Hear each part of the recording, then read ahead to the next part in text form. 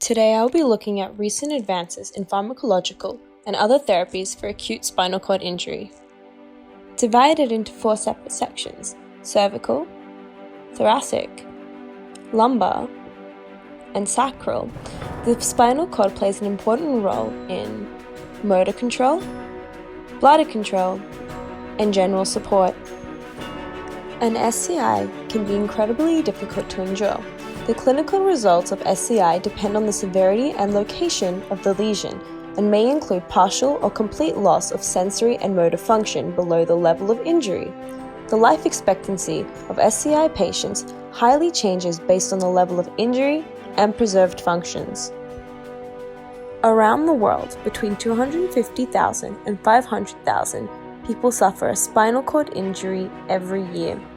Around 12,000 people in Australia today have a spinal cord injury.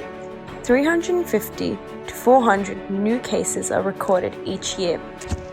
People with a spinal cord injury are 2 to 5 times more likely to die prematurely than people without a spinal cord injury. The majority of spinal cord injuries are due to preventable causes, such as car accidents, falls, or violence. Acute spinal cord injury results in disturbances to normal sensory, motor, or autonomic function and ultimately affects a patient's physical, psychological, and social well-being. Due to the severed axons, direct mechanical damage to cells, and ruptured blood vessels, the body is susceptible to demyelination, ischemia, necrosis, and apoptosis of spinal cord tissue. Acute spinal cord injuries have 2 phases: primary phase and secondary phase. Primary phase is always at the time of injury. Secondary phase is responsible for expansion of the injury site and limiting restorative processes. Phase 2 events results in reduced neuronal homeostasis, apoptosis, and tissue destruction.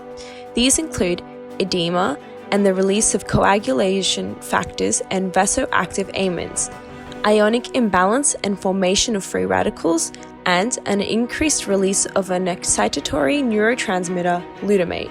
Quick medical attention is crucial to minimizing the effects of head, neck, or back trauma. The main focus for immediate treatment is maintaining the person's ability to breathe, immobilizing the neck to prevent further spinal cord damage, surgery, or Medrol.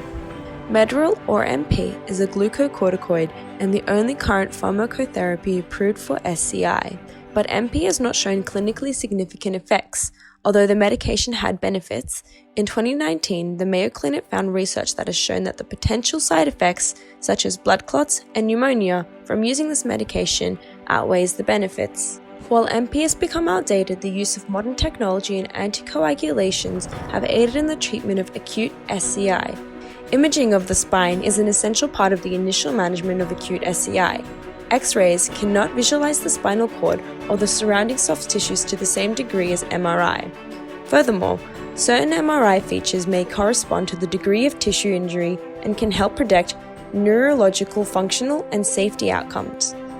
However, the disadvantages of MRI: they require a patient to be flat for up to 30 minutes, may be risky in trauma patients with respiratory difficulties or hemodynamic instabilities, and it requires substantial resources to ensure 24-hour availability, and may delay surgical intervention.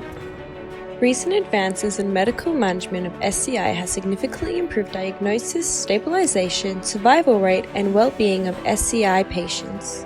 However, there has been small progress on treatment options for improving the neurological outcomes of SCI patients. Alternatively to MP, other anti-inflammatory drugs have been developed and shown preclinical success for SCI repair. One example is minocycline, due to its antioxidative, anti-apoptotic, and mitochondria stabilizing properties. Oxycide is a pharmacological agent that can help restore oxygen and nutrients to the damaged region of the spinal cord. It is an oxygen carrier that can be intravenously injected to increase oxygen availability in damaged tissue.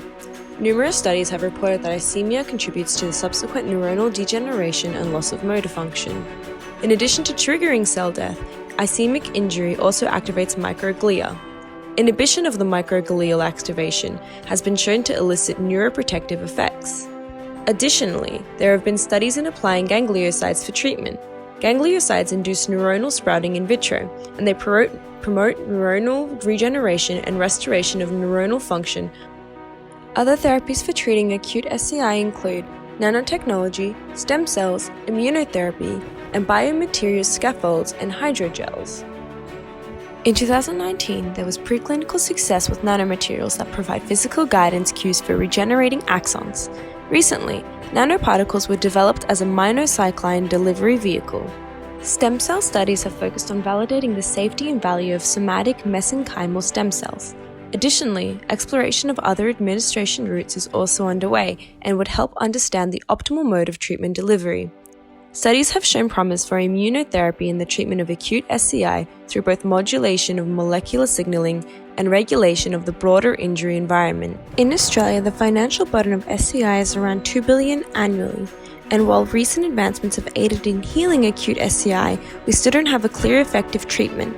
Stem cell research provides ethical challenges, financial logistics, and questionable patient safety. Further research is incredibly important as an acute SCI can impact anyone and has major life consequences.